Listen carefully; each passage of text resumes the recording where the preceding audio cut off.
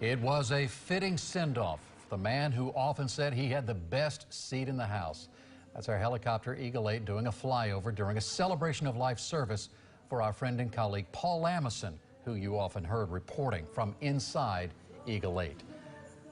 Paul died unexpectedly 2 weeks ago after suffering a heart attack, his death taking all of us by surprise. He was just 57 years old, a beautiful wife and family, and he was so full of life.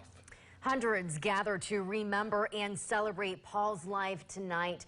His wife and their 3 daughters were among those who spoke at that service. Justin Shecker was there for the tribute and joins us live tonight in South Tampa. Justin.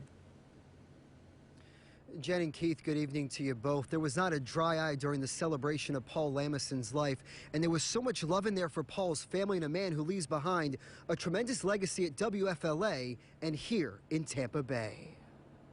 Paul was the man, and you know, they say only the good die young. This is living proof of it. In a room filled with photographs, baseballs, and Hawaiian shirts all around, Paul Lamison's family, friends, and colleagues past and present celebrated a life well lived that sadly ended too soon. There's a great history to be recorded here. And there are so many memories to just lock away. WFLA's chief photojournalist had a larger-than-life, joyful personality. I don't recall a time where he ever wasn't smiling. And he had a passion for his craft that he shared with so many journalists during his nearly 30-year career. Paul's legacy is the impact that he's left on Tampa Bay, whether that's the viewers for WFLA or the hundreds and hundreds of journalists that he's mentored throughout his career. When Paul's journey began at WFLA in May 1993, it made an immediate impression, first of all, because he was so stylish with his black socks and Hawaiian shirt. While shooting and editing thousands of stories over the years, Paul had the ability to connect with people. He was able to capture genuine moments because people felt comfortable with him, seeing him as a person with a camera and not a camera person. With his famous foot hanging out of Eagle 8, Paul became WFLA's trusted eye in the sky. He loved being in the chopper. I mean, that was like nirvana for him. He was always a natural in front of the camera. He really was. And really what you saw in the Eagle is who he was. His first news director, Dan Bradley, says every newsroom needs someone like Paul who can light up the room. And we do a lot of things that are not easy to deal with. And to have someone like that around to kind of keep your spirit up and remind you that you're a human being and there's a whole lot more to life than the story you just came back from covering. Paul is also remembered as a proud girl dad who cherished the love of his life, Narisa. In my opinion, you live big and you love big.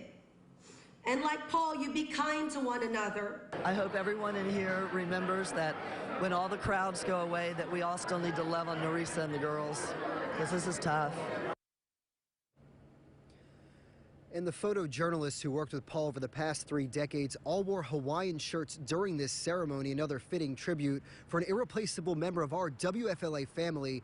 Now, in case you missed it, you can watch the entire celebration of Paul Lamison's life right now on WFLA.com.